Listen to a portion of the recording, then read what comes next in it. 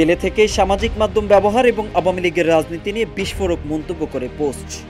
আবার সেই পোস্ট করেছেন খোদ আওয়ামী লীগের প্রেসিডিয়াম সদস্য ও সাবেক বেসামরিক বিমান পরিবহন ও পর্যটন মন্ত্রী লেফটেন্যান্ট কর্নেল অবসরপ্রাপ্ত ফারুক খান। 3 মাসেরও বেশি সময় কারাগারে বন্দী আছেন হত্যা মামলায় আটকে আওয়ামী নেতা। বন্দী থাকা অবস্থায় কিভাবে ব্যবহার করছেন সামাজিক মাধ্যম তা নিয়ে উঠছে প্রশ্ন। 3 ফেব্রুয়ারি সোমবার ফারুক খানের ফেসবুক আইডি থেকে আওয়ামী লীগের রাজনীতি নিয়ে বিস্ফোরক মন্তব্য করে পোস্ট করা হয়, যেটি মুহূর্তেই সামাজিক মাধ্যমে ছড়িয়ে পড়ে।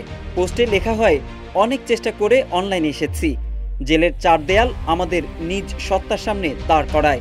অনেক কিছু বলতে চাই, কিন্তু এখন সবই বলতে পারছি না। এতটুকুই বলবো, শেখ হাসিনাকে নেত্রী মেনেছিলাম, কিন্তু আজকে তার হঠকারিতার কারণেই আমাদের দলের এই পরিণতি। যমুনা স্মার্ট রেফ্রিজারেটর, স্মার্ট লাইফে স্মার্ট রেফ্রিজারেটর। ফেসবুক পোস্টটিতে আরও বলা হয়, দলের নেতৃত্বে পরিবর্তন এবং সর্বস্তরে শুদ্ধি অভিযান ব্যতীত কোনো ধরনের রাজনীতিতে ফেরা উচিত হবে না।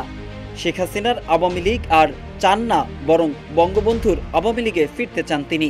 শেষে লেখা হয়, জয় বাংলা, জয় বঙ্গবন্ধু।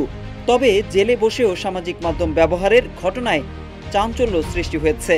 পোস্টটি শেয়ার করার পাশাপাশি নাগরিকদের প্রশ্ন, কারাগার থেকে কিভাবে ব্যবহার করলেন ফেসবুক কিংবা মোবাইল। তবে অনেকেই আবার ফেসবুক আইডিটি হ্যাক হতে পারে বলে ধারণা করেছেন। অনেকে এটা ফারুক খানের পোস্ট কিনা তা নিয়ে সংশয় প্রকাশ করেছেন। এদিকে ফারুক খানের ফেসবুক আইডিটি পোস্ট দেওয়ার ঘণ্টাখানেকের মধ্যেই ডিঅ্যাক্টিভ করে দেওয়া হয়েছে। তবে কারাগারে থেকে ফেসবুক পোস্টটি দেওয়া সম্ভব নয় বলে বিবৃতি দিয়েছে কারা কর্তৃপক্ষ। বিবৃতিতে বলা হয়, ফারুক খান নামের ওই ফেসবুক আইডিটি তার কোনো স্বজন বা কারাগারের বাইরে থাকা অন্য কেউ পরিচালনা করেছে কিনা সে সম্পর্কে কারা কর্তৃপক্ষ অবগত নন।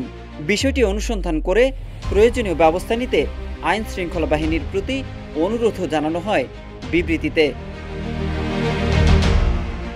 উল্লেখ্য, গত 14 অক্টোবর রাজধানীর ক্যান্টনমেন্ট এলাকা থেকে সাবেক বেসামরিক বিমান পরিবহন ও পর্যটন মন্ত্রী ফারুক খানকে গ্রেফতার করে র্যাব। বৈষম্য বিরোধী ছাত্র আন্দোলনের সময় সংগঠিত হত্যাসহ অন্যান্য অপরাধের ঘটনায় দায়ের হওয়া একাধিক মামলার আসামি ফারুক খান। মোহাম্মদ সাইফুল ইসলাম, ইত্তেফাক।